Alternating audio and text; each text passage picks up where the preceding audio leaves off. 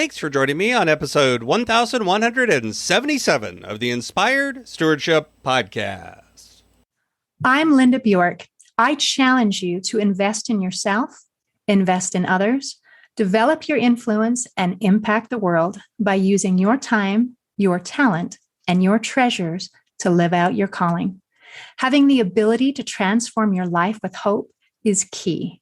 And one way to be inspired to do that is to listen to this, the Inspired Stewardship Podcast with my friend, Scott Mater. I think when we think about calling and we think about purpose and we think about the direction that God has asked for us to do, out of that calling comes the need for some sort of action, for something, doing something. It's our relationships with things that are so key rather than just... Welcome and thank you for joining us on the Inspired Stewardship Podcast. If you truly desire to become the person who God wants you to be, then you must learn to use your time, your talent, and your treasures for your true calling. In the Inspired Stewardship Podcast, you will learn to invest in yourself, invest in others, and develop your influence so that you can impact the world. In today's Spiritual Foundation episode about investing in yourself, I talk with you about that phrase, God helps those who help themselves. I talk about how this is not really completely biblical, at least not when it comes to salvation. And I also talk about how this is not an excuse for inactivity. I think most of us have heard the phrase, God helps those who helps themselves. And in fact, a lot of people believe that phrase is actually in the Bible. It's a biblical phrase, but it's often commonly attributed, at least nowadays, to Benjamin Franklin, but it's actually probably older than that. And this phrasing does refer to certain things that are in the Bible, and yet it's not biblical in its own way. If you go back to ancient Greece, there's things like, no good ever comes of leisure and purposefulness, and heaven never helps men who will not act. Or, try first thyself, and after call in God, for the worker God himself lends aid. In other words, if you're not doing anything, God's not going to help you. And in the Old Testament, there's things like from Deuteronomy, the Lord will send a blessing on your barns and on everything you put your hand to. Or, he who works his land will have abundant food, and he who chases fantasies lack judgment, from Proverbs. And in fact, there's a lot of things in Proverbs that could at least be used to support this idea of doing something brings on the blessings of the Lord. And in the New Testament, for instance, in Colossians, there's whatever you do, work at it with all your heart as though working for the Lord, not for men. Or from Matthew, God blesses those who realize their need for him and who mourn will be comforted. Or Timothy, if anyone does not provide for his relatives and especially for his immediate family, he has denied the faith and is worse than an unbeliever. So there's definitely this idea that shows up even in the Quran and other idioms like Chinese and other different historical periods and other religious books. There's these ideas of, yes, you should do something if you're going to actually depend on God.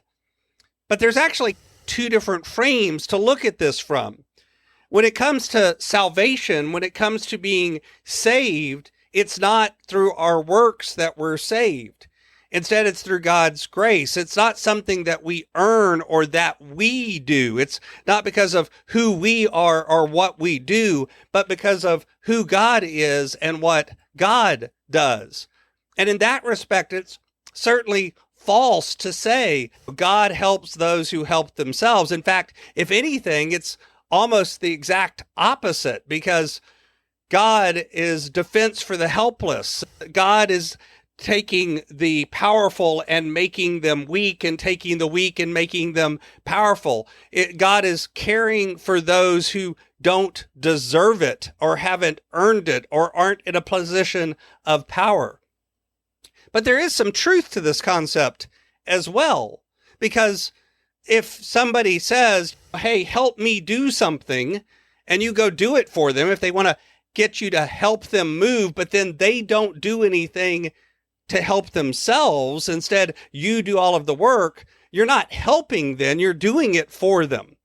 And I think sometimes we think of God in that way. We think that God is going to somehow come in and do all of the work for us. God certainly can do that, but I don't think that's usually what we're expected to do. We say things like, oh, if you only had faith, it would take care of it. Or God works on his will and his timing, but that's not the same as saying God doesn't ask us to do anything. God doesn't ask us to take action on our own things. In fact, I think when we think about calling and we think about purpose and we think about the direction that God has asked for us to do, out of that calling comes the need for some sort of action, for something doing something. It's our relationships with things that are so key rather than just inactivity or activity. If we're doing the activity because we want us to save us, then it's bad. But if we're doing that activity because we're partnering with God in activity and action to create a relationship, then it's not bad. It's not so much what we do as what is the intent behind it. Are we looking to God first for the salvation?